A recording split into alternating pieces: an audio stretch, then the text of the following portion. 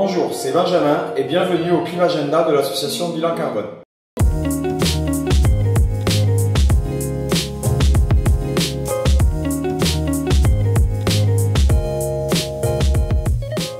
Le Climat Agenda, qu'est-ce que c'est?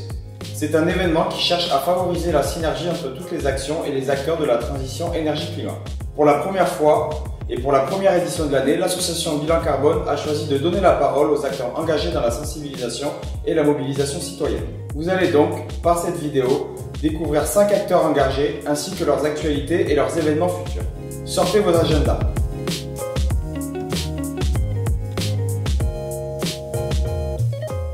Bonjour, je suis Anaïs, je fais partie du REFED, le réseau français étudiant pour le développement durable. C'est une association qui est en fait un réseau d'associations étudiantes qui œuvrent dans l'environnement et dans la transition écologique. Le REFED réunit plus de 136 associations dans toute la France, dans une cinquantaine de villes et dans plus de 90 campus. Le REFED en fait agit pour les associations étudiantes, mais est aussi dirigé par les étudiants dans le sens où notre conseil d'administration est composé de 14 associations étudiantes et que le bureau est composé lui aussi uniquement d'étudiants.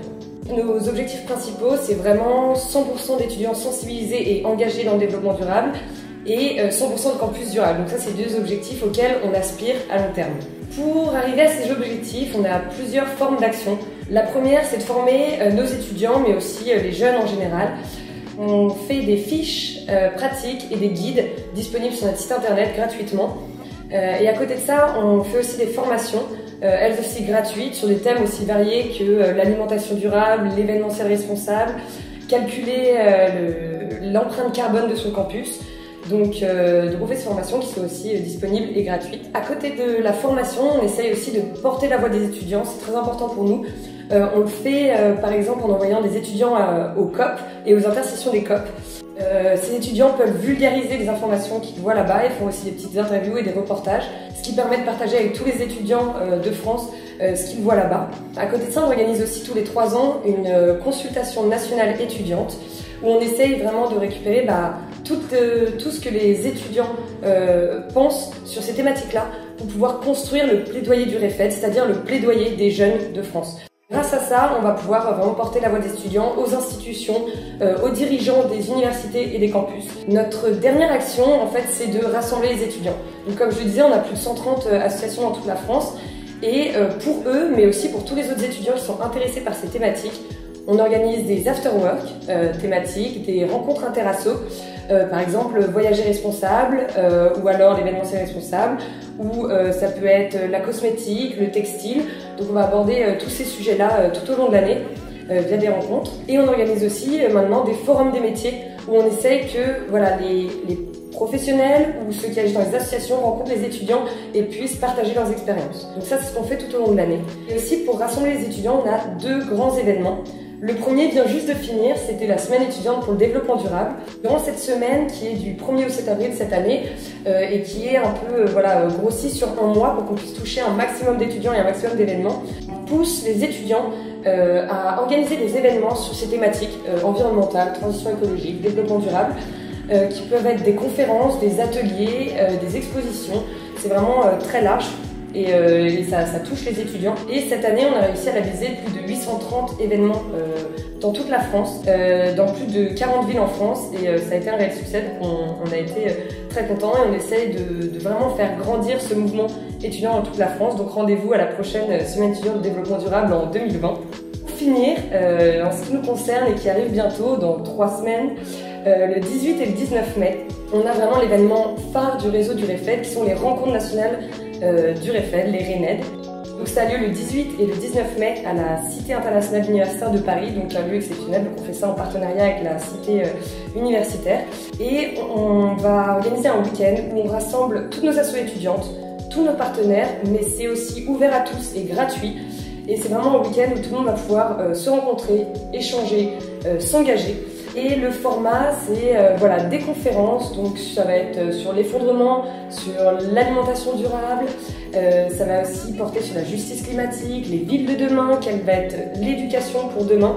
Après, on aura aussi des ateliers do it yourself, une fresque du climat, une simulation de COP, des ateliers d'art créatif, une visite des jardins, quelqu'un qui va pouvoir un peu parler biodiversité. Donc c'est vraiment très varié. Vous pouvez retrouver ce programme sur le site internet du REFED et aussi sur Facebook RENET 2019. Et donc durant ce week-end, il y aura aussi le samedi soir un peu plus festif. Vraiment un moment tous pour échanger et se rencontrer. On va cuisiner tous ensemble des invendus en musique. Et on va pouvoir continuer avec un concert des résidents, où pareil, cette fois c'est des résidents universitaires qui vont jouer pour vous. Et ce sera aussi sous forme de scène ouverte si vous aussi vous voulez participer à ce concert. Et enfin le dimanche, vraiment l'élément clé de ce week-end, c'est l'assemblée générale de notre réseau, où les associations se réunissent pour élire, pour renouveler la moitié du conseil d'administration, c'est-à-dire les assos qui l'année prochaine vont pouvoir prendre les grandes décisions pour le REFED et décider un peu de l'avenir et des tenants et des aboutissants du réseau d'associations étudiantes pour le développement durable pour le futur. Donc je vous invite tous à nous rejoindre sur notre site internet, de venir voir le programme des RENET si ça vous intéresse, de nous rejoindre en tant que bénévole si vous en avez envie. C'est un week-end vraiment très chouette, on se rencontre tous, donc si vous voulez être bénévole, nous c'est avec plaisir. Et enfin, vous pouvez, si vous êtes dans une association étudiante, nous rejoindre tout simplement. Vous pourrez profiter de tous nos événements et de tous nos partenariats et on pourra construire le REFED de demain.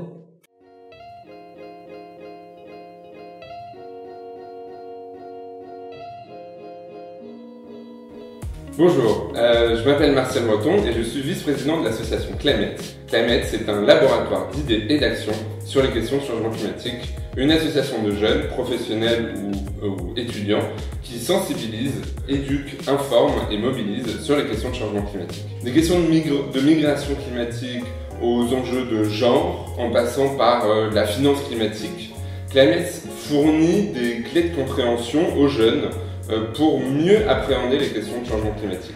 On s'appuie sur l'échange de connaissances et de compétences entre des jeunes qui viennent de partout dans le monde pour porter la voix de la jeunesse, notamment aux COP et aux négociations climatiques. Tout ça pour agir en sensibilisant par l'action via des outils innovants comme des simulations de COP ou de vagues de chaleur. Je vais du coup présenter quelques actualités qui sont en lien avec nos projets au cours des prochains mois. Tout d'abord, Climate, c'est un laboratoire d'idées, c'est-à-dire que nous avons des projets de recherche, des projets sur les questions de migration, sur les questions de finance, de genre, de sécurité environnementale. Et le 19 juin, nous tenons avec la mairie de Paris, la mairie du 2e arrondissement à Paris, un événement qui mêle sport et questions climatiques. Et nous intervenons notamment sur les questions du genre avec notre projet qui s'appelle Gender and Climate Change sur la place du genre dans les questions climatiques. Ça se place dans un cadre autour du football féminin et du coup de mêler différentes thématiques sur lesquelles nous interviendrons pour présenter ces enjeux. Climate, c'est aussi des projets de plaidoyer, c'est-à-dire de porter un message politique et des revendications. Pour ça, nous participons aux négociations climatiques et nous portons la voix de la jeunesse à ces négociations. Les prochaines négociations, elles ont lieu à Bonn, en Allemagne, lors des intersessions, du 17 au 27 juin. Nous envoyons des jeunes qui vont participer en tant que membres de la société civile au sein de ce qu'on appelle la constituante Jungo, c'est-à-dire un regroupement de la société civile qui regroupe les jeunes, les associations jeunes de partout dans le monde. Donc nous allons à la COP, aux intersessions, pour porter cette voix, pour porter des messages et demander plus d'ambition de la part des pays. C'est aussi porter la voix directement auprès de la France, notamment via un programme qui s'appelle le programme des jeunes délégués, qui a été créé par l'association Climate et le réseau le REFED, le réseau français des étudiants pour le développement durable, il y a quelques années, et qui vise à avoir plusieurs jeunes qui sont officiellement membres de la délégation française aux négociations climatiques et la période de recrutement de jeunes délégués qui est en cours et nous allons du coup travailler avec le ministère pour avoir des jeunes délégués au sein de cette délégation directement au cœur des négociations officiellement membres de la délégation. Et enfin, Climate, c'est aussi des projets de sensibilisation, d'empowerment, c'est-à-dire de sensibilisation par l'action, comme des projets innovants, des outils innovants, comme des simulations. COP in My City, c'est la première. C'est une simulation de COP où les participants vont jouer le rôle d'acteurs de pays ou de groupes de pays et participer autour d'une table de négociation à créer un accord ambitieux et essayer de limiter le réchauffement climatique d'ici la fin du siècle à moins de 2 degrés. On va pouvoir présenter cet outil de simulation lors des RENED, les rencontres du REFED, en mai. Un autre outil innovant, c'est Heatwave in My City. Cette fois, c'est une simulation plus locale, c'est-à-dire une simulation autour d'une ville. Comment gérer en 2050 une vague de chaleur où différents acteurs de la vie publique, des syndicats au service de l'eau, en passant par les fournisseurs d'énergie ou encore les pompiers, comment gérer une vague caniculaire qui s'abattrait sur notre ville. Et cette simulation, on en présente une le 30 mai au Grand Voisin et on vous invite évidemment à venir nombreux. Et bien sûr, du coup, je vous invite à nous rejoindre nombreux, à rejoindre cette communauté Climate en France et à l'international, notamment via le site weareclimate.org et aussi sur nos réseaux sociaux, sur Facebook, Twitter, Instagram, Climate in France ou Climate International. Bien sûr, si vous êtes à l'international, nous avons des communautés un peu partout dans le monde et on vous invite évidemment à nous rejoindre. Merci à tous. En apparence, les choses sont très faciles pour vous. Vous êtes jeune, vous êtes jolie. Bonjour, je m'appelle Benoît Algan et j'ai signé le manifeste étudiant comme un réveil écologique, comme un peu plus de 27 000 étudiants français. Ce texte, qui a été écrit en septembre 2018 par des étudiants de grandes écoles, exprime l'inquiétude grandissante des étudiants face à la crise écologique en cours et l'absence de réaction flagrante du monde économique. Malgré les nombreux appels de la communauté scientifique, nos sociétés continuent leur trajectoire vers un désastre environnemental et humain. Dans nos campus, nous sommes de plus en plus nombreux à être inquiets de cette catastrophe à venir et nous constatons un manque flagrant de prise en compte des enjeux par le monde économique. Nous sommes persuadés que les enjeux écologiques ne peuvent pas être traités à la marge par un certain nombre d'acteurs. L'ensemble du monde économique doit adresser ces questions et mettre les enjeux environnementaux au cœur de la stratégie. Nous ne voudrons pas travailler pour une entreprise qui ne prend pas en compte le changement climatique, qui ne prend pas en compte la finitude des ressources, la destruction des écosystèmes. Nous ne voulons pas travailler contre notre propre intérêt à long terme. C'est pourquoi nous demandons un changement maintenant, une transformation profonde des entreprises aujourd'hui. Nous, étudiants, nous sommes à la frontière entre deux mondes, le monde de l'enseignement et le monde du travail. Pour l'enseignement, nous constatons que nous sommes très peu formés aux enjeux écologiques. On peut sortir de grandes écoles dites généralistes sans jamais avoir suivi un cours qui nous parle des bouleversements qui seront induits par la crise écologique, par le changement climatique. C'est pourquoi nous avons décidé de changer l'enseignement supérieur et de faire pression auprès de nos écoles pour qu'on soit davantage formés à ces questions. Dans certaines écoles, des étudiants ont déjà initié ce dialogue avec les administrations pour voir comment apporter du contenu pédagogique sur les questions environnementales et écologiques. Nous voulons être plus nombreux à porter ce message auprès de nos administrations et de nos écoles pour que les cours évoluent rapidement et que l'ensemble des étudiants aient des compétences pour pouvoir adresser ce problème dans leur travail plus tard. Avec l'équipe du manifeste, suite à nos diverses discussions avec différents acteurs du monde de l'enseignement supérieur, nous avons élaboré un kit enseignement qui a pour but d'apporter des outils pour les étudiants qui sont intéressés par transformer leur formation. Vous pouvez retrouver l'ensemble de ces outils et ce kit sur notre page Facebook pour rejoindre notre communauté d'ambassadeurs et faire partie des étudiants qui vont adresser à leur administration ces demandes.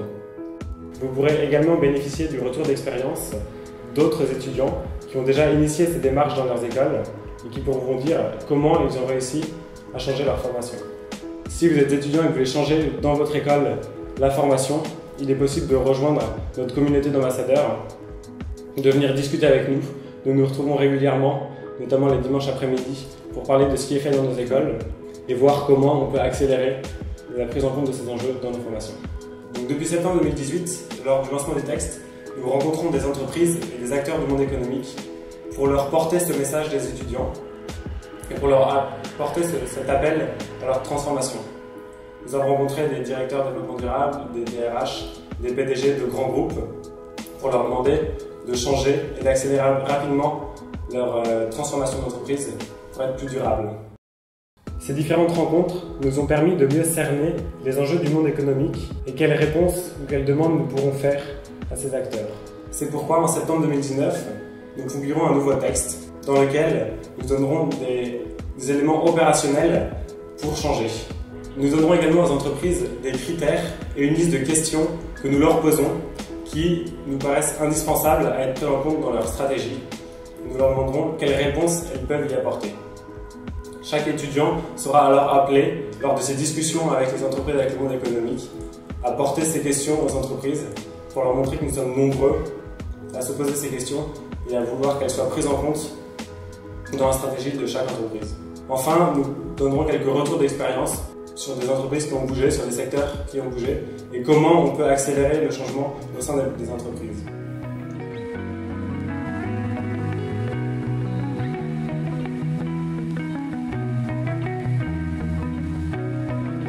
Avenir Climatique, c'est une association nationale qui vise à sensibiliser sur les enjeux énergie-climat. L'objectif, c'est vraiment de faire en sorte que l'enjeu climat soit prioritaire au niveau national. On est 150 adhérents partout en France, donc à Paris, Lyon, Toulouse, à Brest, etc. Et on a vraiment pour but de sensibiliser les citoyens à ces thématiques de l'énergie et du climat, en ayant pas mal de projets, que ce soit des formations, des conférences, d'autres événements liés à l'énergie. On a de nouveaux projets. Par exemple, on a un projet qui s'appelle l'Académie. L'Académie, c'est un projet de 4 week-ends de formation en France sur un an. Et on a environ 90 personnes, étudiants, les moins jeunes, qui sont sensibilisés sur l'énergie et le climat. Donc par exemple, ces personnes apprennent à réaliser une conférence, à s'intéresser sur ce qui est conduite du changement, à prendre la parole en public. Donc on a de nombreuses thématiques et ateliers qui sont organisés pour permettre en fait à ces personnes de devenir des vrais collaborateurs de l'énergie et du climat. Ça, par exemple, la dernière académie a débuté en septembre dernier et s'achèvera le week-end prochain. C'est le 4e week-end. Et à la fin, ces personnes deviendront des super sensibilisatrices et sensibilisateurs du climat. Sinon, parmi les projets qu'on a actuellement, donc il y a des événements à venir qui s'appellent notamment les causeries. Donc une causerie, qu'est-ce que c'est? C'est une journée de conférence sur un petit format, donc une demi-heure.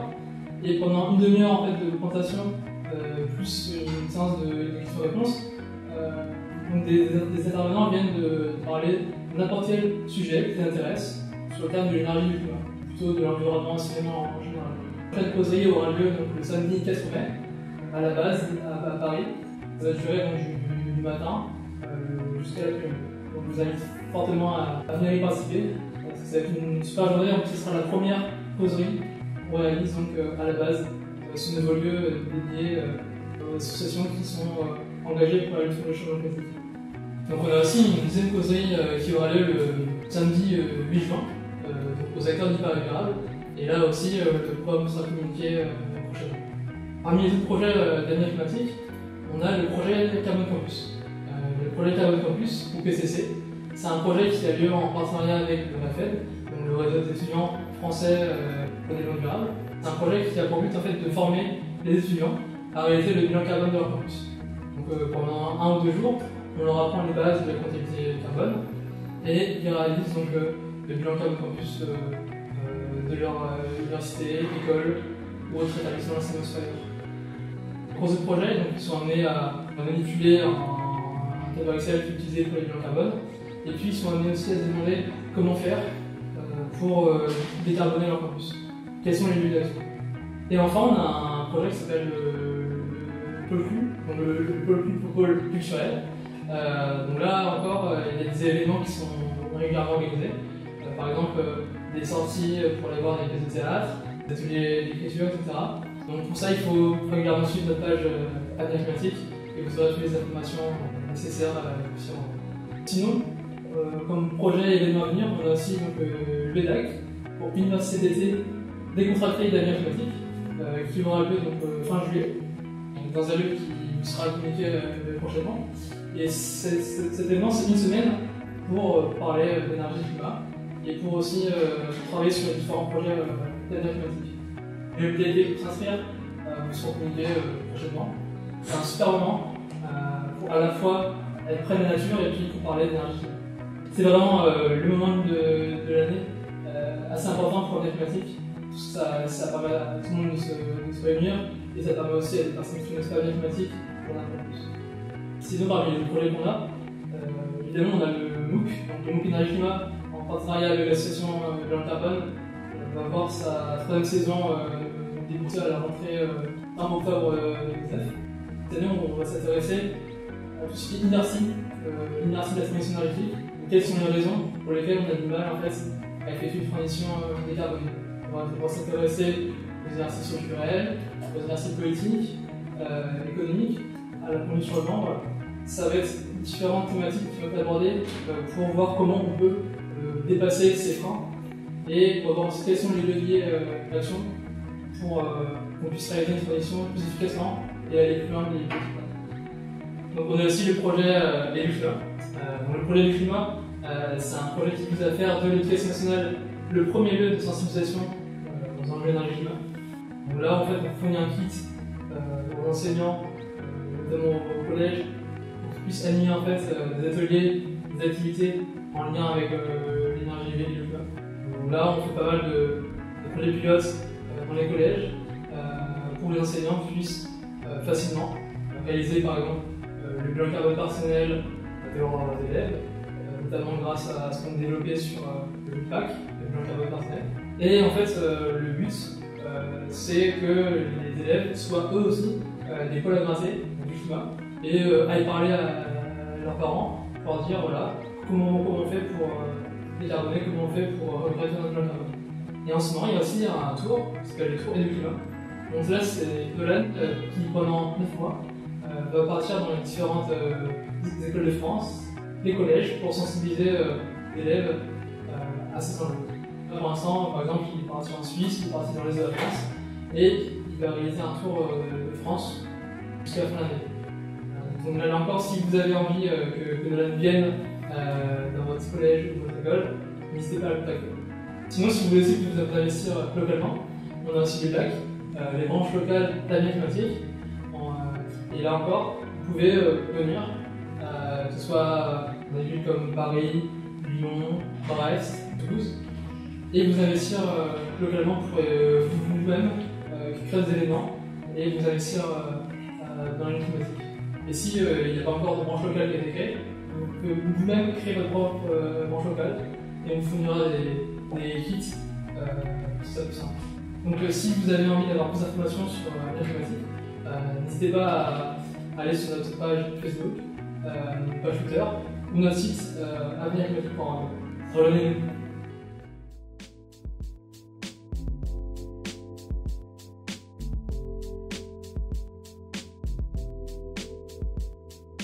Moi c'est Jean-Baptiste, bonjour à tous, de Youth for Climate Paris, donc aussi Youth for Climate France. Youth for Climate c'est un mouvement de jeunesse qui a vu le jour en février en France, suite à l'appel de Greta Thunberg, qui est la jeune militante écologiste suédoise qu'on connaît tous grâce aux réseaux sociaux. Donc Youth for Climate c'est un mouvement de jeunesse composé de collégiens, lycéens, étudiants, qui font la grève de l'école pour le climat, pour l'écologie en général. Le principe, c'est sécher les cours pour pouvoir aller manifester, dire à quoi bon étudier si c'est pour vivre dans un monde où l'on ne peut plus vivre. Voilà, c'est plusieurs modes d'action. Donc c'est la marche pour le climat, pour la biodiversité, c'est la désobéissance civile aussi, et c'est aussi être acteur politique dans la vie française et dans la vie européenne. Youth for Climate, c'est un patchwork de plein de petits groupes locaux qui sont rassemblés sous la bannière de Youth for Climate France. Ils centralisent un petit peu toutes les actions et les prises de parole qui sont sur tout le territoire. Il y en a dans tous les coins de France et ça permet de diversifier le mode d'action et de permettre à ce mouvement d'être vraiment citoyen. C'est-à-dire que c'est pas juste un groupe, une association, c'est vraiment tout le monde qui est convié à rejoindre ce mouvement. Alors ce qu'on fait, c'est qu'on a fait, on s'est illustré notamment au cours de la grande marche pour le climat du 15 mars. On a été près de 200 000 dans les rues de France et il y avait à peu près 1 million de personnes, 1 million de jeunes sur toute la planète. On était 40 000 à Paris, environ entre 30 000 et 50 000 selon les chiffres de la préfecture de police. C'était le plus gros événement qu'on a eu à organiser pour l'instant. Je dis bien pour l'instant parce qu'il y a des choses à venir. On a fait aussi des actions de désobéissance civile. En fait, je dis on, mais c'est les groupes locaux justement. Par exemple, à Bordeaux, le le 26 avril, ils ont fait une opération stickers dans 15 boutiques alimentaires où ils sont allés poser des stickers sur des produits Nutella pour inciter au boycott de la marque qui est complice en fait de la déforestation avec l'huile de palme, etc. Il y a eu aussi à Caen des actions qui ont, pareil le même jeudi 26, qui ont bloqué la Société Générale et Zara, pareil dans une volonté de dénoncer certaines attitudes. Alors Zara parce que il y a la pollution de l'eau, le transport des textiles qui vient de l'autre bout de la planète, les pesticides qui sont utilisés sur les champs de coton, etc. La Société Générale, pour les investissements dans les énergies fossiles notamment, c'est une des 3 banques françaises qui investit massivement dans les énergies fossiles, alors qu'on espérerait que ça investisse plus dans les énergies renouvelables, ou en tout cas dans la recherche en énergie renouvelable, si ce n'est pas directement dans les énergies renouvelables. C'est aussi la Société Générale, le premier partenaire des États-Unis pour les gaz de schiste. Voilà, c'est une banque française, donc ça fait un peu mal au cœur. Donc on se dit, par ces actions du coup de désobéissance civile, non violente, c'est porter un message non seulement aux gens qui passent à côté, aux gens qui regardent sur les réseaux sociaux les vidéos, mais aussi aux employés de ces entreprises qui sont pas forcément, de ces banques, qui sont pas forcément au courant en fait. Donc ça c'est aussi sensibiliser les employés pour que ça bouge à l'intérieur de la structure, mais aussi que les consommateurs et les clients aussi se mettent à agir en fait.